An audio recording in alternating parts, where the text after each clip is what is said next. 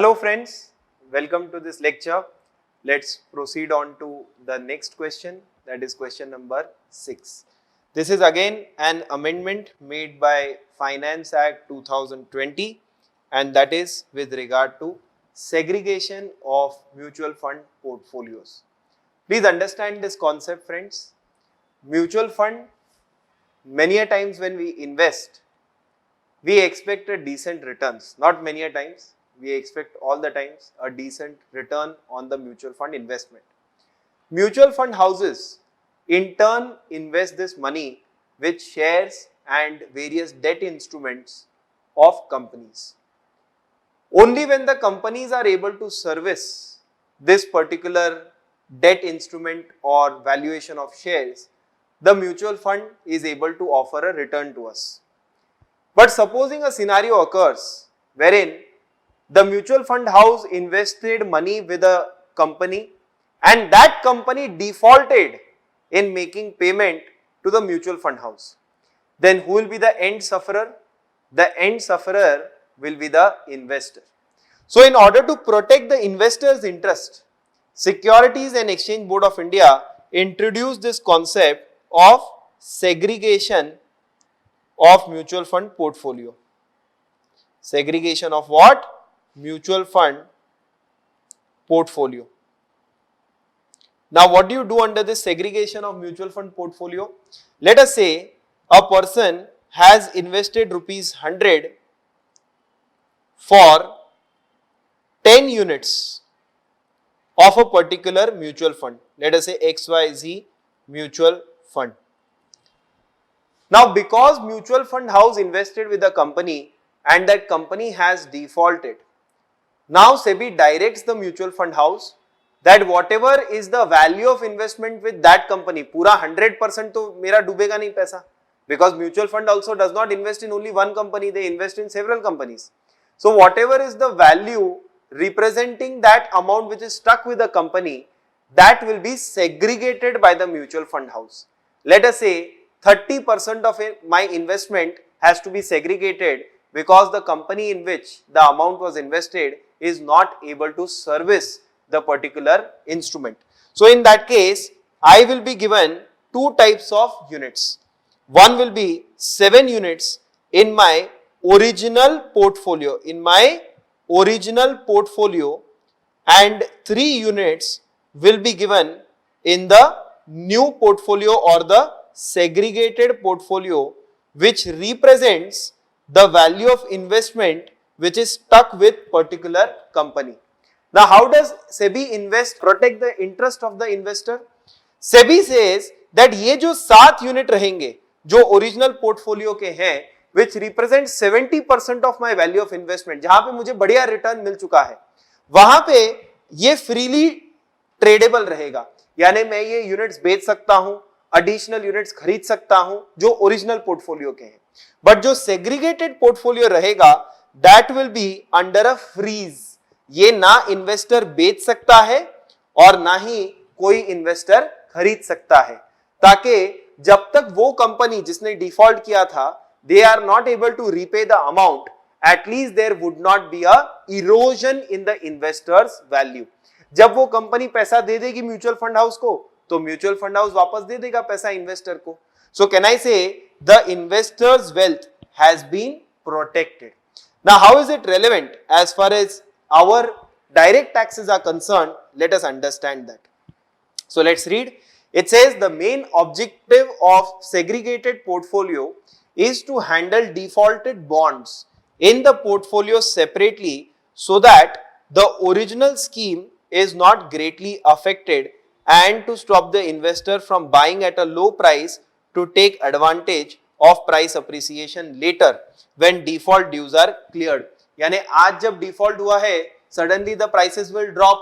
So अगर segregated portfolio में trading allow किया, then some people may buy it at a low value and later when that original company, portfolio company has serviced to the mutual fund house, that time the value will rise. So ये सट्टा speculation नहीं चाहिए, इस वजह से segregated portfolio में आप dealing नहीं कर सकते. It also helps in fair treatment to all investors in case of a credit event and to deal with liquidity risks. Now in that case, how do you arrive at the cost of this units? Because मैंने original portfolio खरीदा था 100 rupees में, वो अभी दो हिस्सों में segregate हो चुका है, तो ये दोनों हिस्सों की कॉस्ट ऑफ एक्विजिशन हम कैसे पता करेंगे?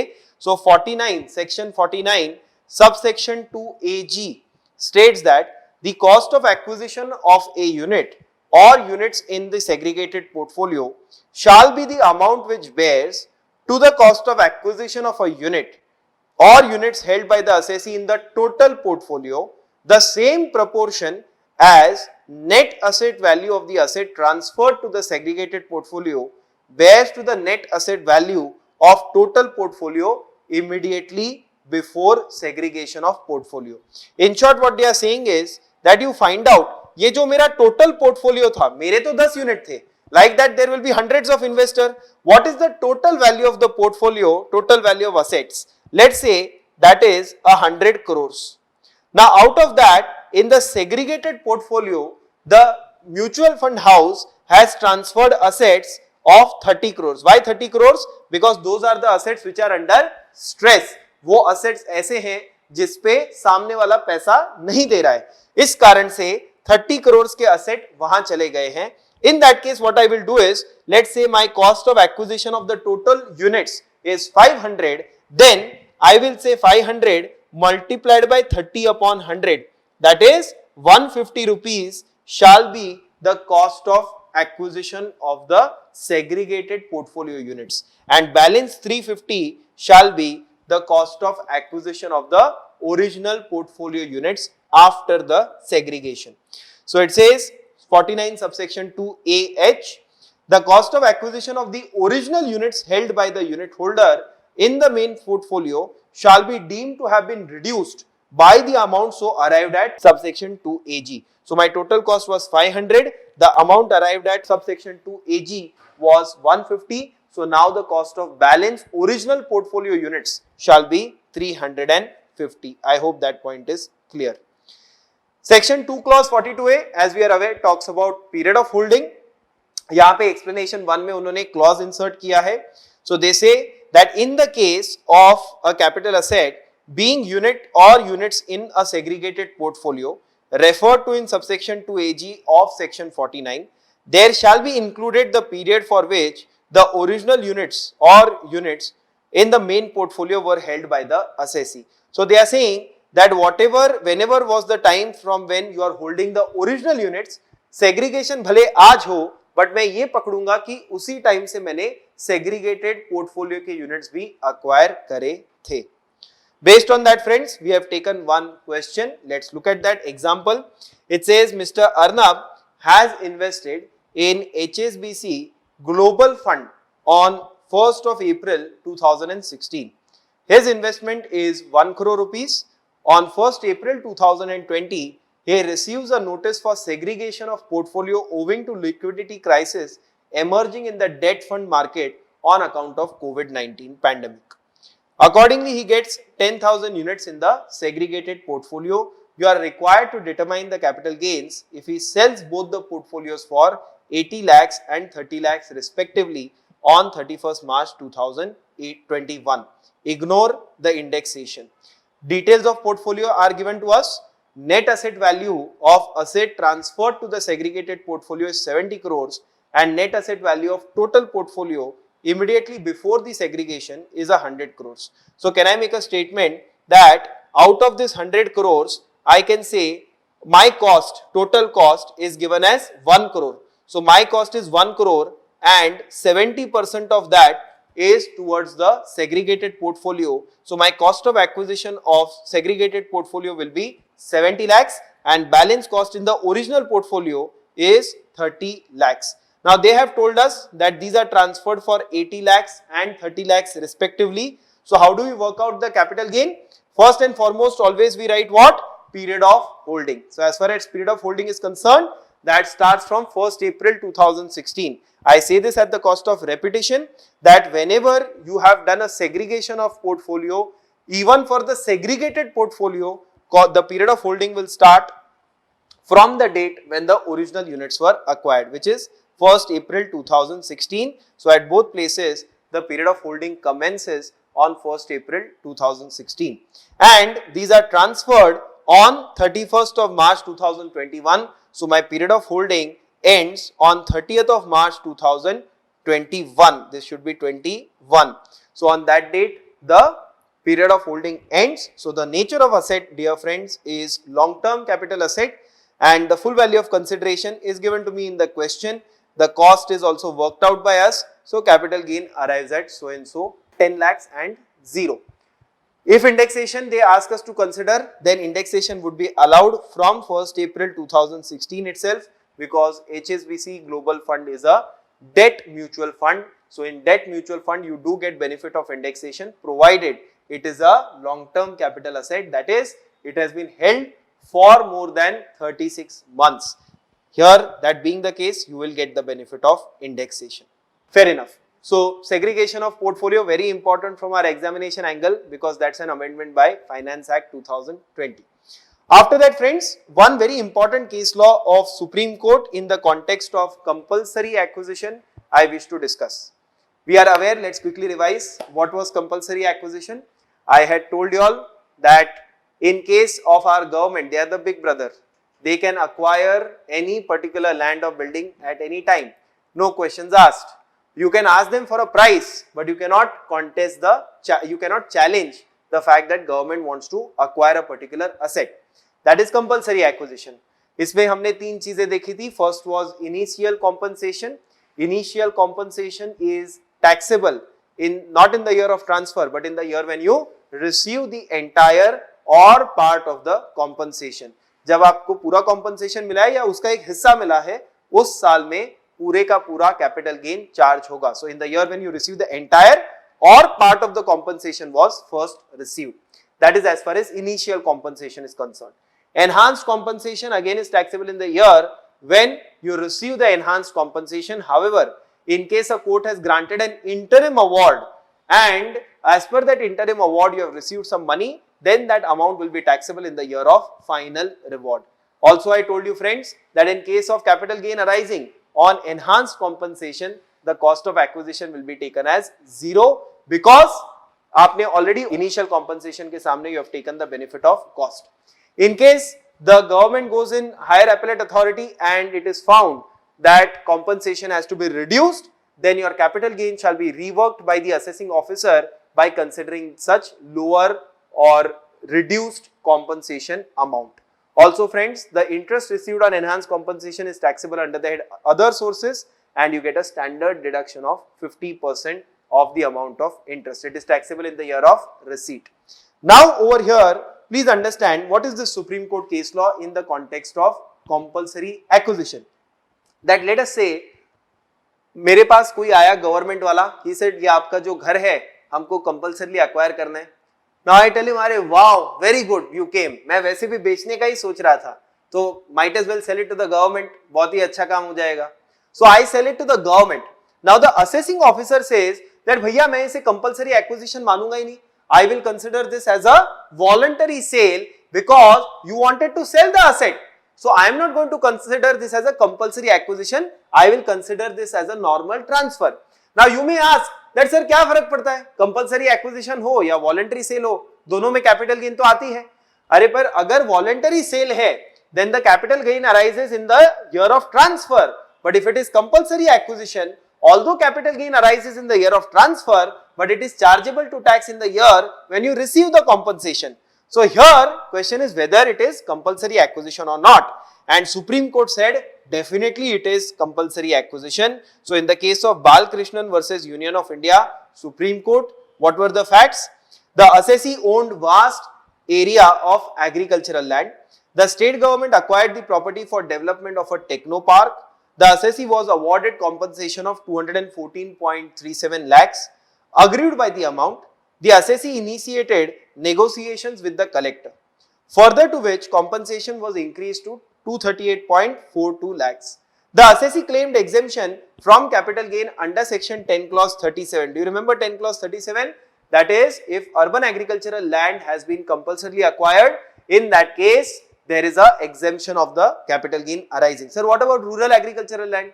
अरे rural agricultural land तो capital asset ही नहीं है, तो capital gain कहाँ से आएगा? stating that the transfer of agricultural land was on account of compulsory acquisition. The revenue authorities contended that the exemption should be denied as it was not a compulsory acquisition but a voluntary sale.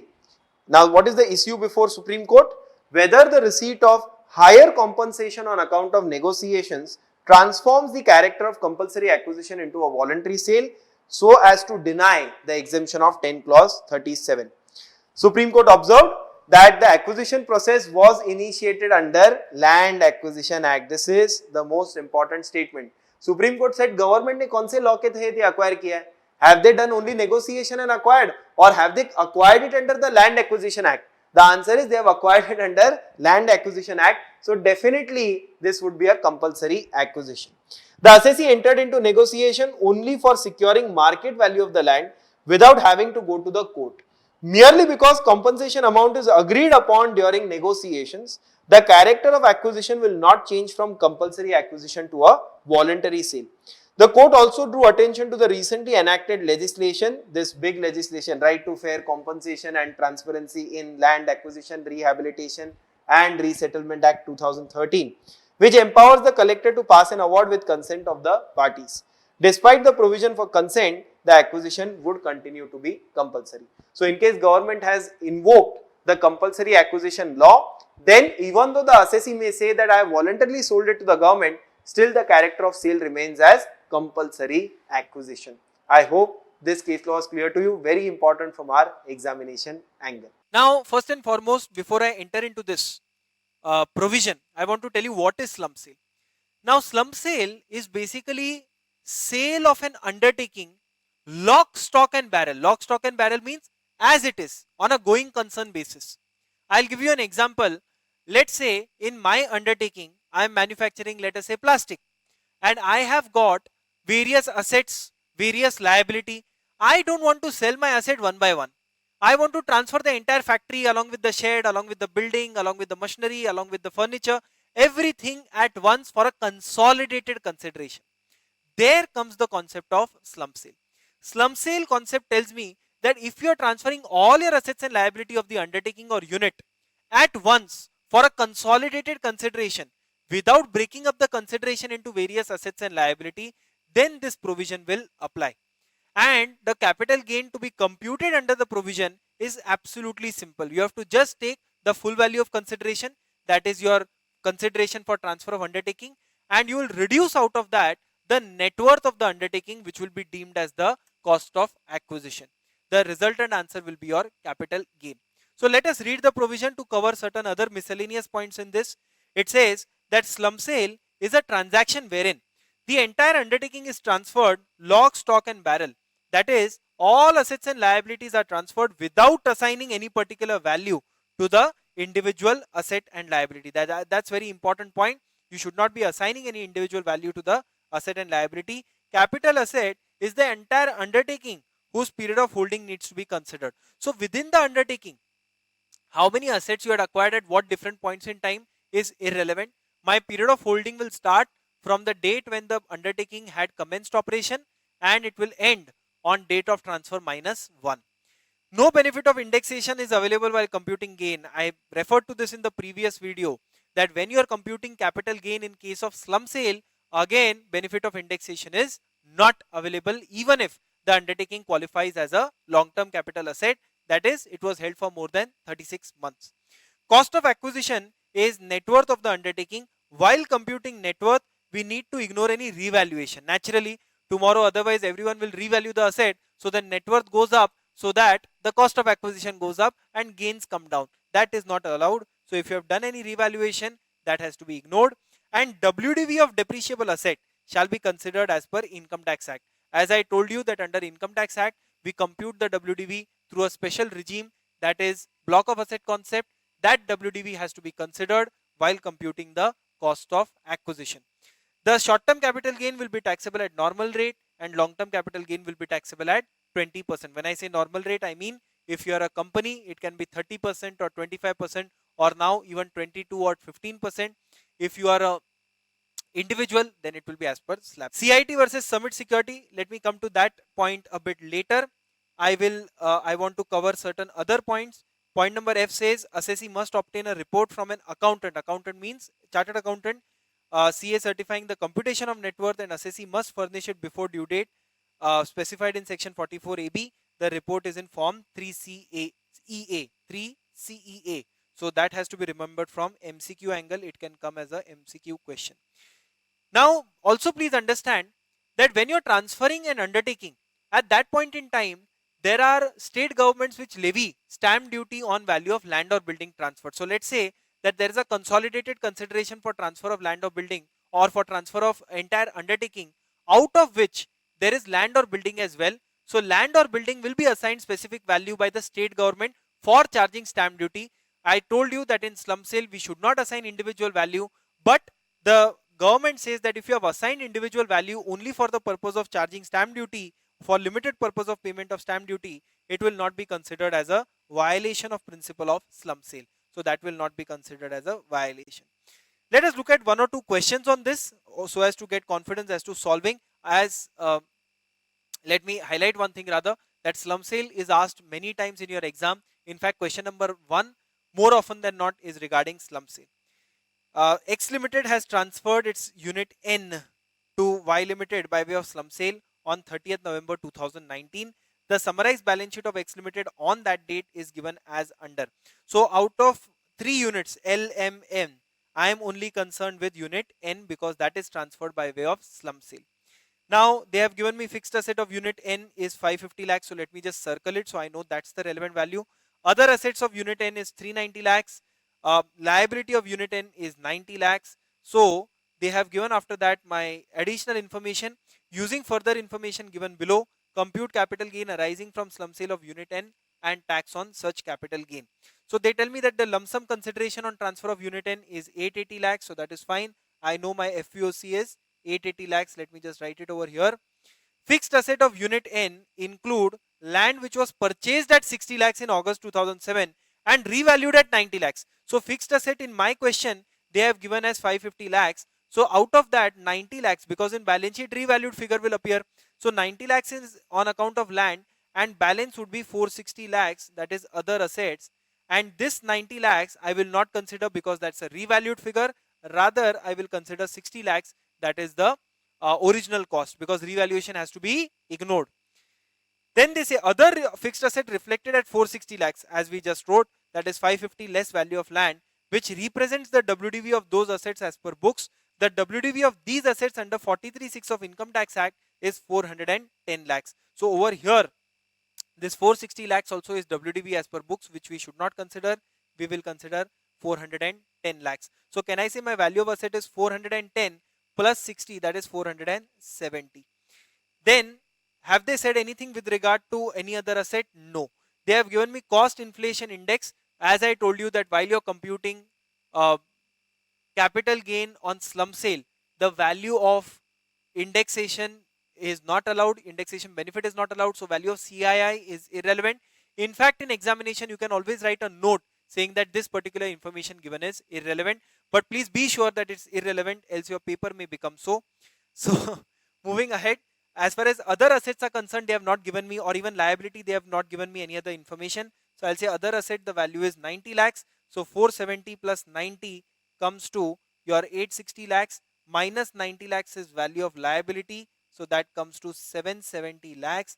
I know my FVOC is 880 lakhs minus net worth, that is cost. So I think my capital gain should be 110 lakhs. They have told me in the question, they have rather not told me in the question when the unit was started, but they have said, they have given me one information that the land in the unit was acquired in August 2007. So naturally the unit must have started much prior to that. So that's the reason why I know that this resultant gain would be long term in nature.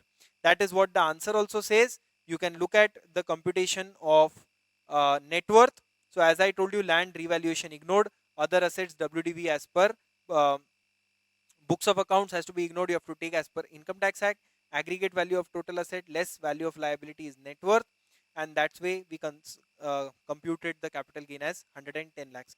After that, as far as the tax liability is concerned, since we know it's a long-term capital asset, it would be 20%. So 20% of 110 comes to 22 lakhs. Add 7% surcharge. Here we are assuming that it's a company, So it is following the old regime. You all are aware that if you go under the new regime, there is a mandatory 10% surcharge. But if you are under the old regime and your turnover or rather total income exceeds 1 crore but does not exceed 10 crore, then surcharge is 7%. And if it exceeds 10 crore, then it is 12%.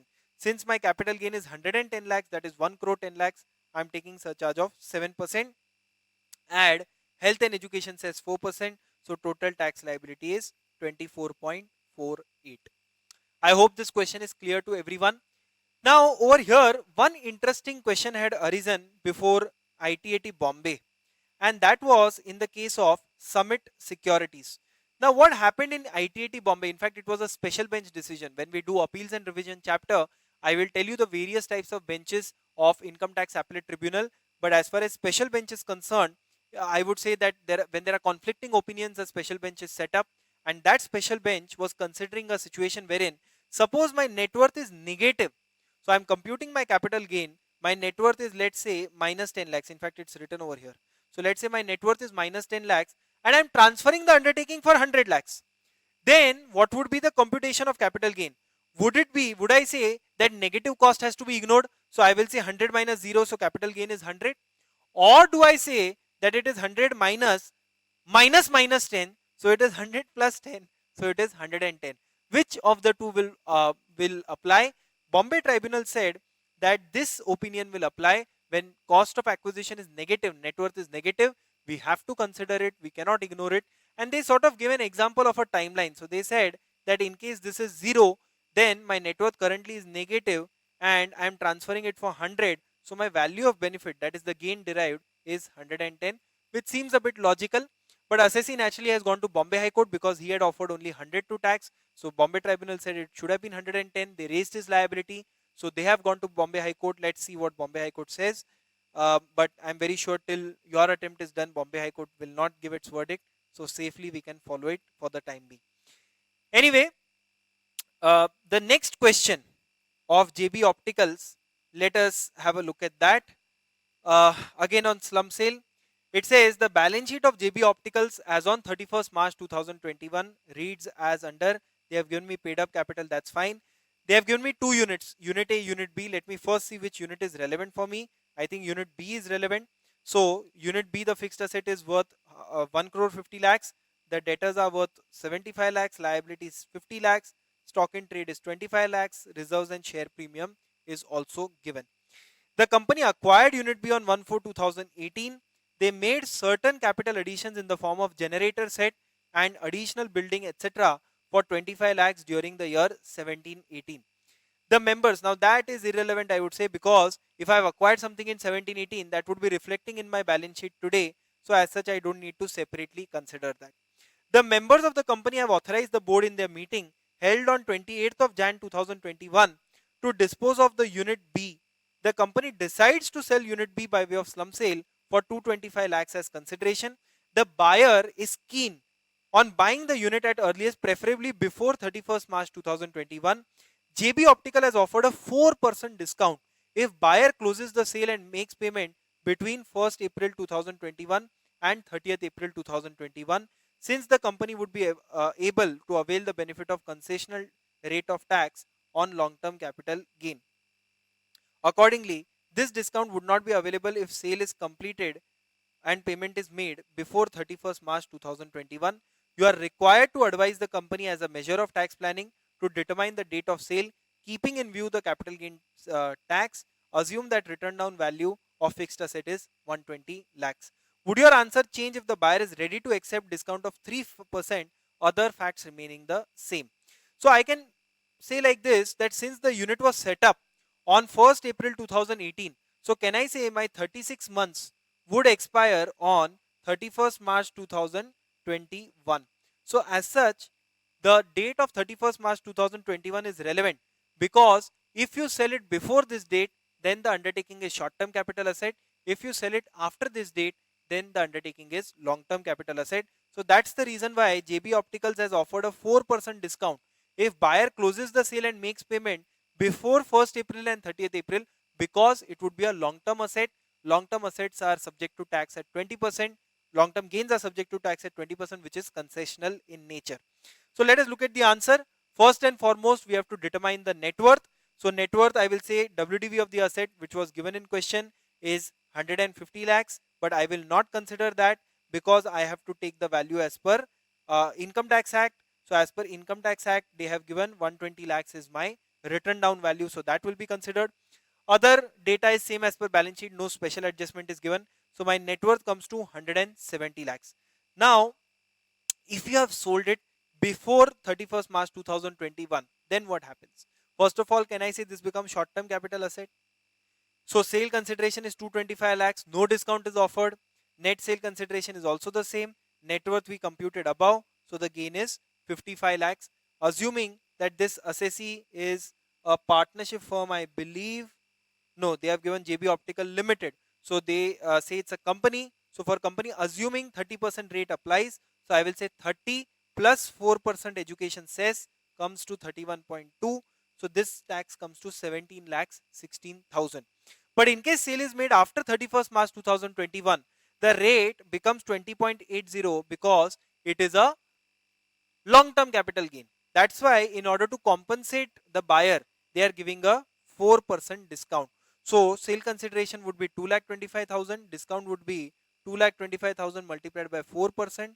You can calculate that, it comes to 9 lakhs. So net sale consideration is 2 crore 16 lakhs.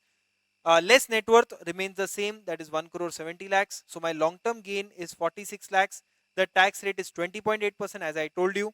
So I am having a tax of 9,56,800. But friends, please understand, if here you say that we suggest the assessee to sell it after 31st March, your answer is wrong. Because end of the day, what is the business house worried about? They are worried about the net cash inflow. In second option, my tax liability is no doubt lower, but I also have a discount of 4%. Now, when there's a 4% discount, so that is also a loss to me. So I'll have to compute the net cash inflow. Net cash inflow is what? Sale consideration minus discount minus the tax expense. So if I do that for both the scenario, in fact, in the first scenario, it comes to higher, that is 2 crore 7 lakh 84,000, and in the second scenario, it is 2 crore 6 lakhs 43,200. So as such, I would say that you effect the slum sale before 31st March 2021, as net cash inflow from the sale affected before 31st March 2021 is higher than net cash arising after 31st March 2021 in spite higher rate of tax on short-term capital gain. So as such, net cash inflow is higher in the first option, so it's better to sell it first. In fact, I would put it like this. I mean, although the answer is done over here, but even if it were the other way around, suppose this was 2 crore 6 lakhs and this was 2 crore 7 lakhs, I may still tell the assessee to go in for the first option, because for 1 lakh rupees, why would I wait for another 2 months to effect the sale? Rather, earn that 2 crore 6 lakhs today and you invest it, you will get more returns. But anyway, we are not doing SFM right now. So we will say wherever net cash flow inflow is higher, we choose that option. Now they have given me a second scenario, that is the discount is 3%, not 4%, it is 3%. So answer almost remains the same, except that the discount comes to 6,75,000. So in the second option, the tax would be slightly higher. And then again, I would compute the net cash inflow under both options. Now here, the net cash inflow in the second option is slightly marginally higher. In fact, if I were to compute that, it is exactly 40,000 rupees higher. Now what does your institute say? Institute says that in case the buyer is ready to accept discount of 3%, assessee can effect the slum sale after 31st March 2021, as net cash flow arising after 2021 is higher than net cash flow arising before 31st March 2021. Now, naturally, I'll follow this answer in exam, but as a practical person, I would say always this option is better, because just for 40,000 rupees, why would I wait for another 2 months? So as such, seems illogical, but fair enough. I would also want to highlight one more thing. I don't know how many of you all noticed that there is one problem. There are two problems in the question. See, we say that in slum sale, what do we take as cost? We take net worth of the undertaking. Net worth as on when? As on the date of transfer. So here they have given me two scenarios. In one scenario, the sale is effected before 31st March. In one scenario, the sale is effected after 31st March, but they have given me only one balance sheet. So I am forced, I am compelled to take this net worth in both scenarios. So that I would say is one fallacy in this question. Also, I would say that please understand, they have told me what happens if the transaction takes place before 31st March, what happens if transaction takes place after 31st March. I would say this date in itself is a bit wrong, because suppose my unit has started on 1st April 2018 and transfer takes place on 1st April 1st April 2021. Even then it is short term in nature, because period of holding is calculated till when? Date of transfer minus 1. So can I say date of transfer minus 1 would be 31st March 2021. So even if the transfer has occurred on 1st April 2021, the asset is short term in nature. But they seem to have sort of glossed over that point. But if you look at it technically, that is an error done by the institute. Anyway, moving ahead. So last question on slum sale, let us quickly have a look at that. Again, this question has one unique point, that's why I've taken that. So the first question was a pretty simple question. The second question, we had a scenario of, we are advising the management which option has to be chosen. In this question also, there is one unique point.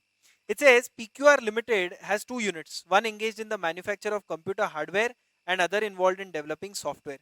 As a restructuring drive, the company has decided to sell its software unit. So for us, relevant thing is software unit as a going concern by way of slum sale for 385 lakhs to a new company called S Limited, in which it holds 74% equity shares. The balance sheet of PQR as on 31st March 21, being the date on which software unit is transferred, is given as under. So they have given me software unit, the fixed asset is 200 lakhs, debtors are 110, inventories are 35, and the liability is 90. Additional information is that software unit is in existence since May 2015, so it's long term in nature. Fixed asset of software unit includes land which was purchased at 40 lakhs and revalued at 60 lakhs. So now you all are experts.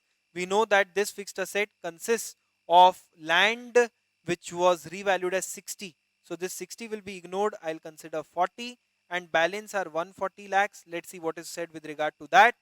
Fixed assets of software unit mirrored at 140 lakhs, being 200 minus value of land, is WDV of depreciable asset as per books.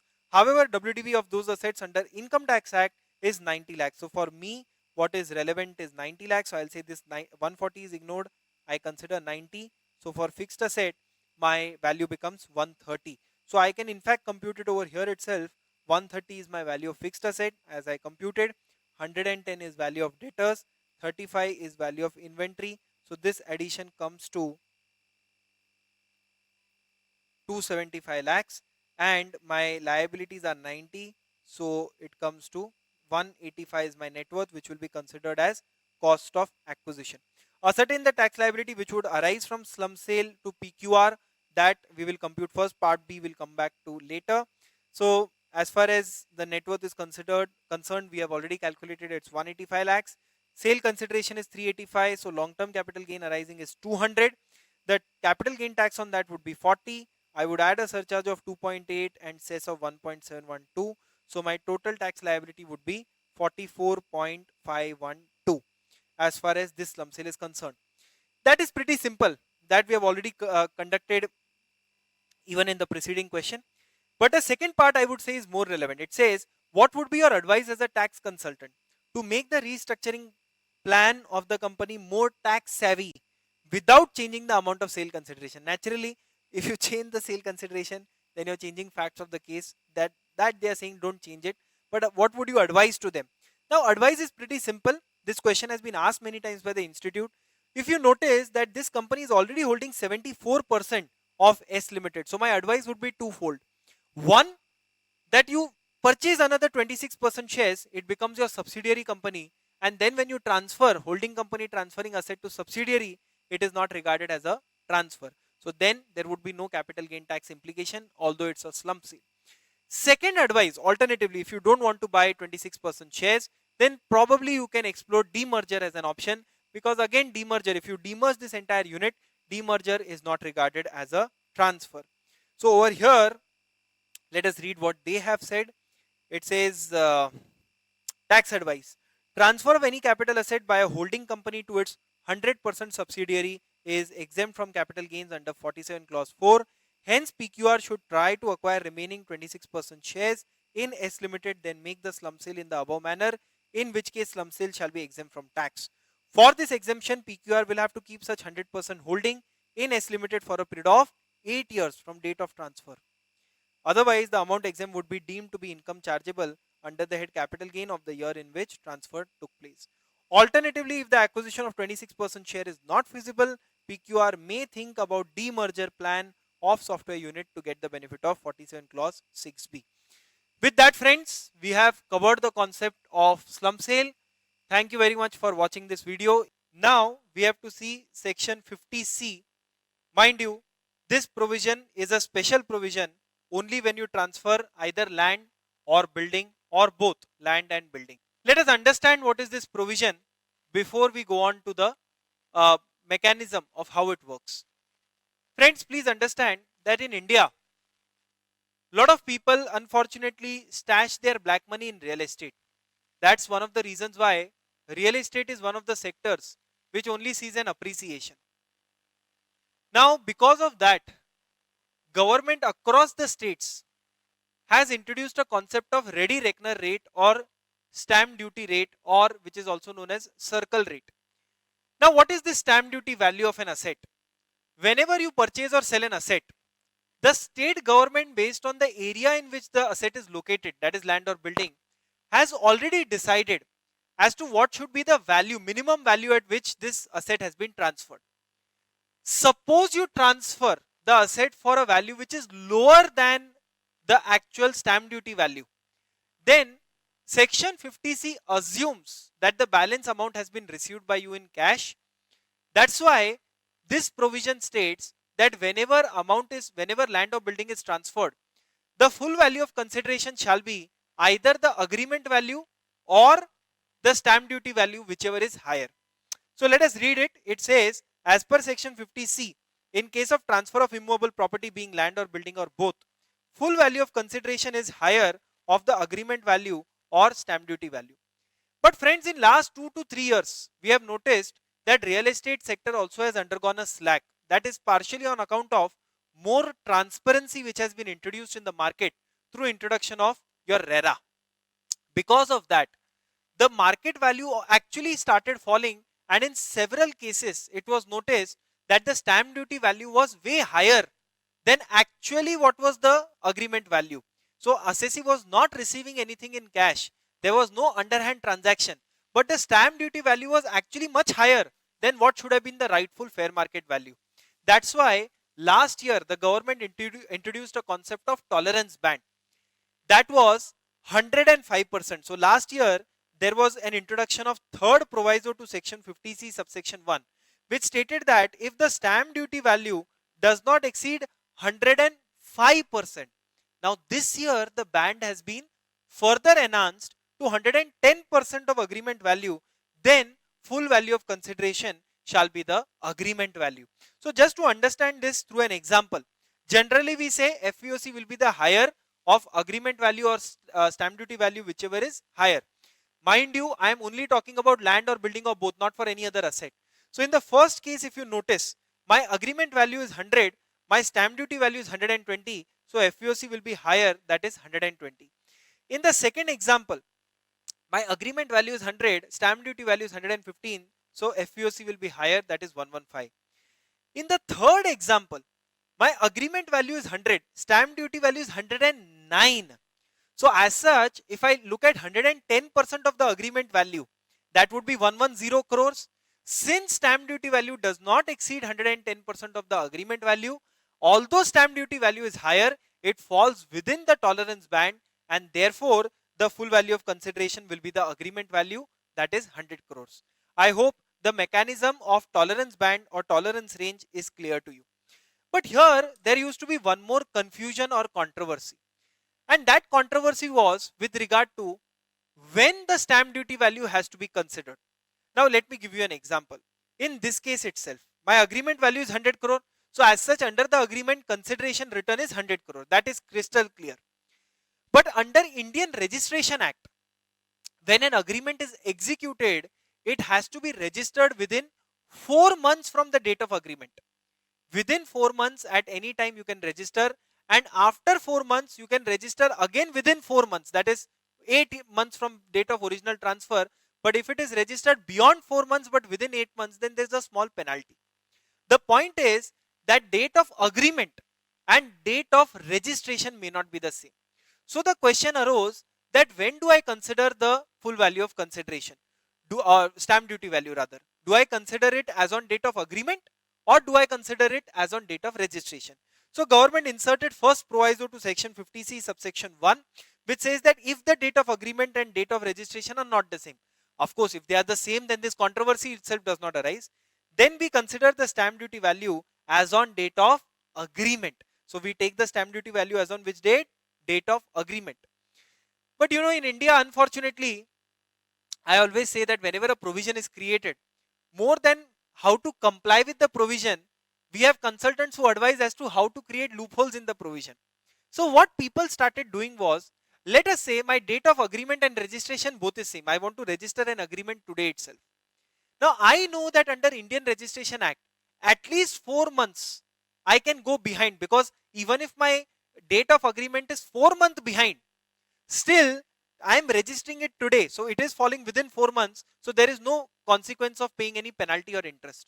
So what people started doing was that since they realized that I have to consider stamp duty value on date of agreement, they went on a particular date for registration and found out at the registrar's office that in the preceding 4 months, when was the stamp duty value lowest, so that can be inserted as the date of agreement in the actual agreement. That's why I don't know how many of you all have seen actually sale deed.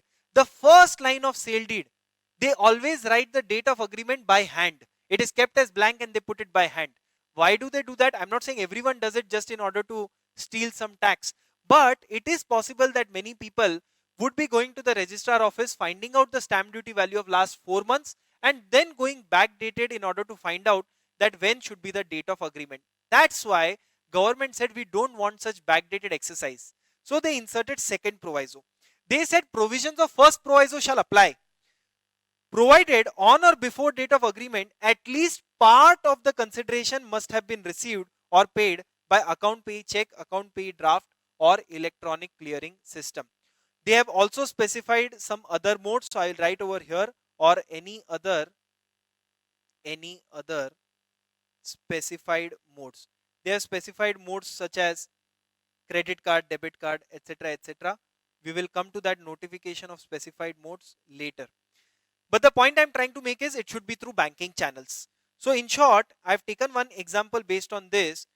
Before the example, let us look at this chart. So if I'm transferring land or building and I've paid part of the consideration on or before date of agreement through banking channel, then I consider stamp duty value on date of agreement. In any other case, I consider stamp duty value on date of registration.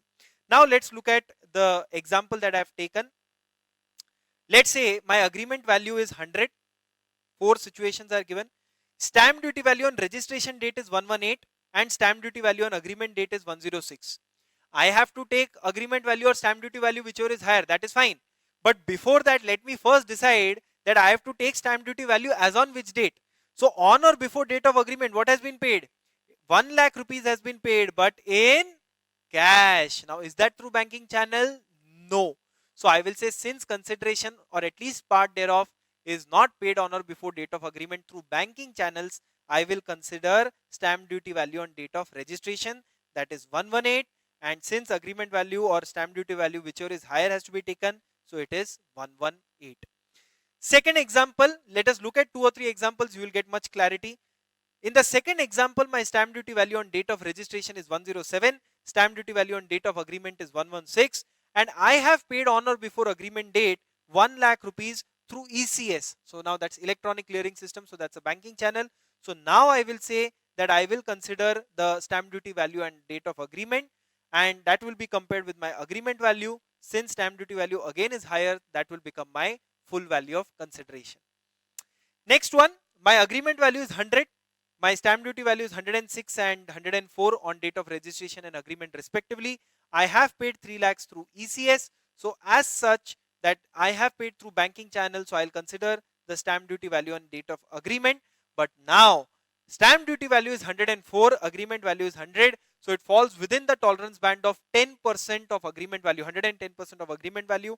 That's why I will disregard the stamp duty value and consider 100 as my full value of consideration. The last one, I have agreement value is 100, stamp duty value on date of registration is 107, and stamp duty value is 103 on date of agreement. I have paid 3 lakh rupees through cross check. Now that's not allowed. You have to pay only via account pay check, account pay draft, or ECS. Cross check is not allowed. So since cross check is not allowed, I'll not consider the agreement date. I will rather consider the stamp duty value on registration date, but doesn't matter because it falls within the tolerance band of 110% of agreement value. The full value of consideration will be 100. One more thing, let me tell you. This provision that I'm going to tell you will come in miscellaneous chapters, but since there is a reference to this right now, you can see a asterisk over that cross check which is given. Now what is that asterisk for? See, please understand, in order to promote cashless economy, the government has decided that they inserted a new section 269 ST, which states that any transaction of rupees 2 lakh rupees or more has to be now conducted through account pay check, account pay draft, ECS, or specified modes. In case you don't do that, then for the recipient under section 271DA, 271DA, the amount equivalent to the amount received may be levied or may be imposed as a penalty by the assessing officer. So here I have received 3 lakhs through cross check. It is not account pay check. So in this scenario, assessee has accepted specified sum in contravention of provision of 269 SS. 269 SS and ST are both almost identical. Therefore, equivalent amount is imposable under as penalty under 271D. These provisions will be looking at a bit later on. The next provision under 50C itself is 50C subsection 2, that is reference to departmental valuation officer. Friends, please note that suppose the stamp duty value is higher than the agreement value, then the first right of objection, the stamp duty value can be objected to by the buyer with the stamp valuation authority. But suppose he does not do that, then the seller, because 50C is invoked in case of transferor of capital asset, that is the seller, then the seller can go to the assessing officer and ask him to refer the case to the department's own internal valuation officer, and department's internal valuation officer, if he decides that stamp duty value is high, he lowers it a bit, then that will be considered as full value of consideration. So it says, if the assessee feels stamp duty value is higher than the fair value of property, then first of all it is the buyer who has the first right to challenge the stamp valuation under which law? Not under Income Tax Act, under stamp duty law. However, if the buyer does not make any such challenge, then the seller may request the AO to refer the valuation matter to the DVO. The DVO will take into account all evidences and determine fair value of the property. So, however, that such value determined cannot exceed the stamp duty value. So, he cannot make my position worse. He can make my position better by lowering the stamp duty value, but he cannot make my position worse. The report of DVO is binding on the assessing officer. This was held by Gujarat High Court in the case of Raoji Bhai Nagji Bhai Thisia, very important from examination angle. So you may remember that whatever DVO gives his findings, that is binding on the AO, provided the DVO does not make my position worse. So if we look at it in form of a chart, I can tell you that suppose my SDV is 150 lakhs, my agreement value is 100 lakhs. If DVO gives value more than 150, in that case the value remains at 150, AO has to ignore the DVO. That is what the provision says. And suppose he determines value anything lower than 150, that is he makes assessee's position better, then AO is bound to consider the valuation by DVO. As I said, that was held by Gujarat High Court in the case of Raoji Bhai Nagji Bhai Thisia. For buyer of immovable property, there will be an exposure under 56 to 10 that we have already covered, provided value of benefit exceeds 50,000. The value of benefit, how it has to be calculated? It will be the FVOC considered under 50C minus the agreement value. That will be the value of benefit. So if I have to give you an example over here, the FVOC in this case, first case, let me just rub out all these encirclings that I have done. In the first case, I'll consider only two cases for the time being. the FVOC is 118 lakhs. Let's assume it's 118 lakhs. And the agreement value, so the buyer is acquiring it for 100 lakhs. So as such, the buyer has received something worth 118 lakhs for 100 lakhs. So the value of benefit is 18 lakhs. It exceeds 50,000. That's why it's taxable. In the third example, but if you see that my FVOC under 50C is 100 lakhs, I have also acquired it for 100 lakhs. So there is no value of benefit. So there would not be any exposure to 56 to 10. I hope, friends, this provision is also clear to you all. Moving ahead, uh, in case buyer challenges the valuation under stamp duty law. So I told you first right to challenge is of the buyer, and stamp valuation officer revises the stamp duty value, then the seller's assessment order shall be rectified to consider the revised SDV, and such rectification shall be conducted within 4 years from end of year in which the stamp valuation authority passes its order. So in case the stamp duty value itself is revised, the seller's computation of capital gain also will be revised, provided the SDV was higher than the agreement value. This case law, as I told you, we have already discussed that whether assessing officer is bound to consider report of DVO. The answer is yes. Gujarat High Court says yes. So I have given that principle. That's fine.